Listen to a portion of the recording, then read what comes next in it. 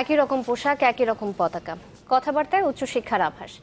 কল্যাণপুরে operation Sturm 26-এ নিহত 9 জনের সাথে অনেকটাই মিল গুলশানে নিহত জঙ্গিদের। পুলিশ তো কিন্তু বলছে এমনই কথা। ঘটনাস্থল থেকে নর্থ সাউথের 4টি এবং ঢাকা বিশ্ববিদ্যালয়ের 3টি পরিচয়পত্র পাওয়া গেছে, কিন্তু সেগুলো আসল কিনা সে বিষয়ে এখন পর্যন্ত নিশ্চিত করেনি পুলিশ।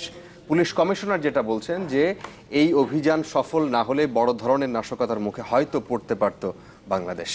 আমাদের সহকর্মী রাশেদ নিজামের একটি রিপোর্ট। গায়ে কালো পাঞ্জাবি, মাথায় লাল সাদা স্কার্ফ।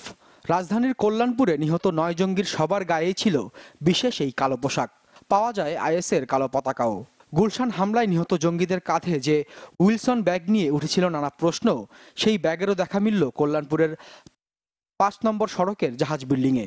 পুলিশের অভিযানে এই বাসা থেকে পালানোর সময় গ্রেফতার হওয়া হাসান নিজেকে নিহত জঙ্গিদের বাবুর্চি দাবি করলেও বাসার কোথাও ছিল না রান্নার কোনো সরঞ্জাম। কাপড় চোপড় ভর্তি ব্যাগ দেখে ধারণা করা হচ্ছে খুব বেশি দিন হয়নি বিভিন্ন স্থান থেকে এসে এ বাসায় জড়ো হয়েছিল 11 জন, যাদের মধ্যে 9 জন নিহত, 1 জন আহত আর 1 জন পালিয়ে গেছে বলে জানিয়েছে পুলিশ। জঙ্গিদের সবারই বয়স ছিল 20 থেকে 25 বছরের মধ্যে এবং তাদের অধিকাংশই উচ্চশিক্ষিত ছিল।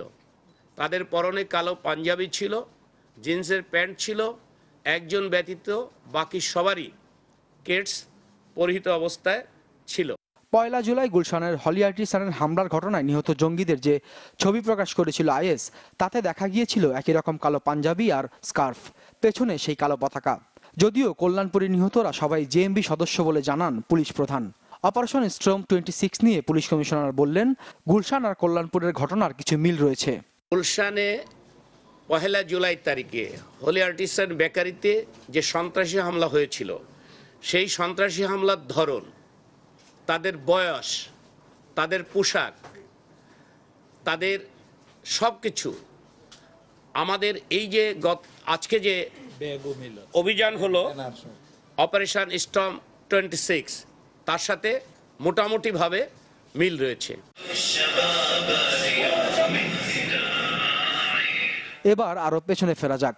2015 সালের 31 মে এক সংবাদ সম্মেলনে গোয়েন্দা পুলিশ গণমাধ্যমের সামনে হাজির করেছিল প্রশিক্ষণের এমন একটি ভিডিও। ঢাকা উত্তরের উপ পুলিশ কমিশনার শেখ নাজমুল আলম জানিয়েছিলেন, আইএসের মতাদর্শে উজ্জীবিত হয়ে দেশের কোন এক অজ্ঞাত স্থানে এমন প্রশিক্ষণের ব্যবস্থা করেছিল আব্দুল গালিব নামের ওই ব্যক্তি। তাকে 30 মে গ্রেফতার করা হয়েছিল রাজধানীর বাড়িধারা থেকে।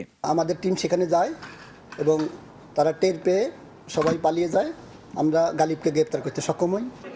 যদিও পুলিশ কমিশনার বললেন, দেশের ইতিহাসে সবচেয়ে সফল জঙ্গি অপারেশনে অনেক আলামত পেয়েছেন তারা, তবে তদন্তের স্বার্থে অনেক কিছুই এই মুহূর্তে বলা যাচ্ছে না।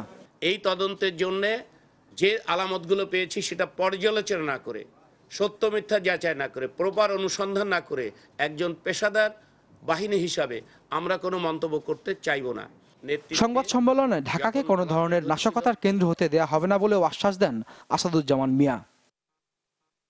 রাশেদ নিজাম, চ্যানেল 24, ঢাকা।